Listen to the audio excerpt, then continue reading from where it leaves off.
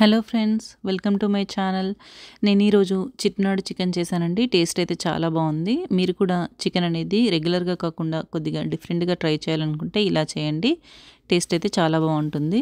దీనికోసం ఒక ప్యాన్లో 2 టేబుల్ స్పూన్ల ధనియాలు, అర టేబుల్ స్పూన్ సోంపు, అర టేబుల్ స్పూన్ మిరియాలు, ఒక జాపత్రి, 2 స్టార్ అనీస్, 1 టేబుల్ స్పూన్ బండ పువ్వు, ఒక మరాఠీ మొగ్గ, 2 ఇంచుల దాల్చిని, 1 నల్ల యాలుక, 12 లవంగాలు, 6 యాలకులు వేసుకొని మంటని మీడియం టు లో ఫ్లేమ్లో పెట్టుకొని ఫ్రై చేసుకోవాలి. అదేవిధంగా 1 టీ స్పూన్ జీలకర్రను వేసుకోవాలి. అలాగే 10 ఎండుమిర్చిని వేసుకొని వీటన్నింటిని కూడా లో ఫ్లేమ్లో ఫ్రై చేసుకోవాలి. ఇవి కొద్దిగా ఫ్రై అయిన తర్వాత ఇందులోకి పావు కప్పు వరకు తురిమిన పచ్చి కొబ్బరిని కానీ లేదంటే ఎండు కొబ్బరిని కానీ వేసుకొని ఒక 2 నిమిషాల పాటు ఫ్రై చేసుకొని స్టవ్ ఆఫ్ చేసుకోవడమే.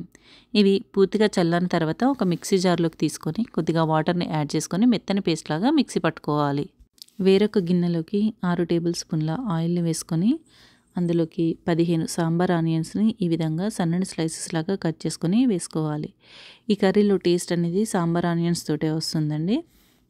అలాగే ఇందులోకి ఒక రెమ్మ కరివేపాకును కూడా వేసుకొని కొద్దిగా ఫ్రై చేసుకోవాలి. ఈ ఆనియన్స్ అనేవి కొద్దిగా ఫ్రై అయిన తర్వాత ఇందులోకి 1 టేబుల్ స్పూన్ అల్లం వెల్లుల్లి పేస్ట్ని వేసుకొని పచ్చివాసన పోయే వరకు బాగా ఫ్రై చేసుకోవాలి. ఈ అల్లం వెల్లుల్లి పేస్ట్ అనేది కొద్దిగా వేగిన తర్వాత మనం శుభ్రంగా వాష్ చేసి పెట్టుకున్న 1 కేజీ చికెన్ని తీసుకోవాలి.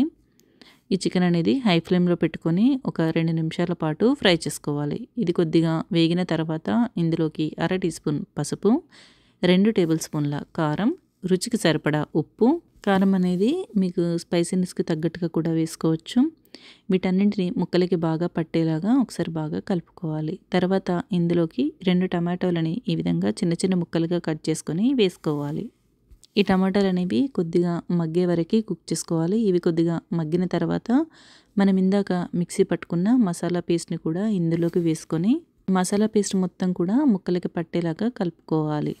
మంటని మీడియం టు లో ఫ్లేమ్లో పెట్టుకొని 5 లేదా 6 నిమిషాల పాటు చికెన్ అనేది కుక్ చేసుకోవాలి. ఈ విధంగా కుక్ చేసుకోవడం వల్ల ముక్కకి మసాలా అనేది బాగా పడుతుంది. కూర అనేది మాడిపోకుండా ఉండడానికి మధ్య మధ్యలో కదుపుకుంటూ కుక్ చేసుకోవాలి. ఈ విధంగా కొద్దిగా ఉడికిన తర్వాత ఇందులోకి 1 గ్లాస్ వరకు వాటర్ని తీసుకోవాలి. ఆ తర్వాత మూత పెట్టి మంటని మీడియం టు లో ఫ్లేమ్లో పెట్టుకొని 15 లేదా 20 నిమిషాల పాటు కుక్ చేసుకోవాలి.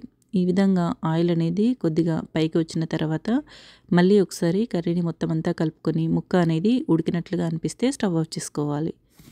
ఇప్పుడు కొద్దిగా వాటర్ కన్సిస్టెన్సీలో ఉన్నా కూడా స్టవ్ ఆఫ్ చేసి కూర చల్లారే వరకు కర్రీ అనేది గ్రేవీలాగా మంచి కన్సిస్టెన్సీలోకి వస్తుంది. అంతే అండి, చాలా టేస్టీగా ఉండే చిట్టినాడు చికెన్ అనేది మనకి రెడీ అయిపోతుంది.